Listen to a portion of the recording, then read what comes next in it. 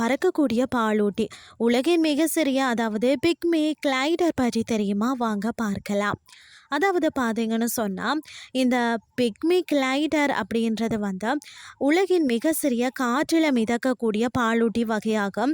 இவை வந்து ஆஸ்திரேலியாவில் தாயகமாக கொண்டவையா. இவற்றின் உடல் அமைப்பு பார்த்தீங்கன்னா மற்றது பண்புகள் மிகவும் வந்து சுவாரஸ்யமானதா. அதாவது இவை மிகவும் சிறியவையா, கிட்டத்தட்ட ஒரு சுண்டலியில அளவில் வந்து இருக்குமா. இதன் எடை சுமார் 10 முதல் 14 கிராம் மட்டும்தான் இருக்குமா. இவற்றின் வால் வந்து பறவையின் இறகு போன்ற ஒரு அமைப்பை கொண்டதாம்.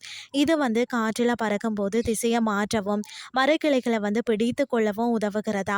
முன்னங்கால்களுக்கும் பின்னங்கால்களுக்கும் இடையில ஒரு மெல்லிய தோல் படலம் இருக்கும். இது காற்றில் மிதக்க வந்து உதவுகிறது. உணவு மற்றது வாழ்க்கை முறை பார்த்தீங்கன்னா இவை முக்கியமாக பூக்களில் உள்ள தேன், மகரந்தம் மற்றது சிறிய பூச்சிகளை உணவாக உட்கொள்கிறதா.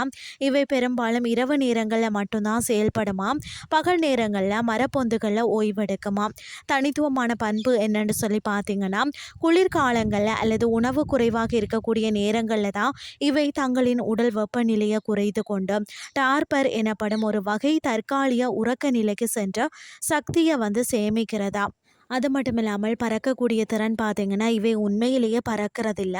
மாறாக ஒரு மரத்தில் இருந்து மற்றொரு மரத்திற்கு தாவும் போது காற்றில் மிதந்து செல்கிறதா. ஒரு முறை தாவும் போது சுமார் 25 மீட்டர் தூரம் வரை இவற்றால் மிதந்து செல்ல முடியுமா. இவை வந்து பார்க்கிறதுக்கு மிக சிறியதாகவும் மென்மையாகவும் இருப்பதால் தான் ஆஸ்திரேலியாவின் இவை ஒரு முக்கியமான சூழலியல் அடையாளமாக கருதப்படுகிறதா. பிக்மி கிளைடர்களில் வந்து 2 முக்கியமான வகைகள் இருக்கிறது. இவை இரண்டும் ஆஸ்திரேலியாவை பூர்வீகமாக கொண்டவை. இவற்றெல்லாம் உடல் அமைப்பும் வாழும் மிக தனித்துவமானவைன்னே சொல்லலாம். பிக்மி கிளைடர்கள் அளவுருவில் வந்து சிறியவையாக இருந்தாலும் அவை காடுகளின் மகரந்த சேர்க்கைக்கு பெரும் உதவி புரிகிறதா.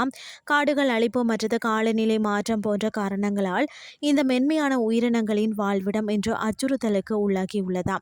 இயற்கையின் சமநிலையை பேணவும் இது போன்ற அரிய வகை உயிரினங்களை பாதுகாக்கவும் காடுகளை பாதுகாப்பது நம் ஒவ்வொருவரின் கடமையாகும்.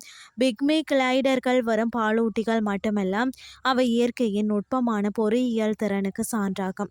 இன்றைய கிறிஸ்டி உங்களுக்கும் வந்து பிரயோசனமாக அமைஞ்சிருக்கும்னு சொல்லி நானும் நம்புகிறேன். இதே மாதிரி மற்றும் ஒரு கிறிஸ்டின் வாயிலாக உங்களை சந்திக்கிறேன். நன்றி.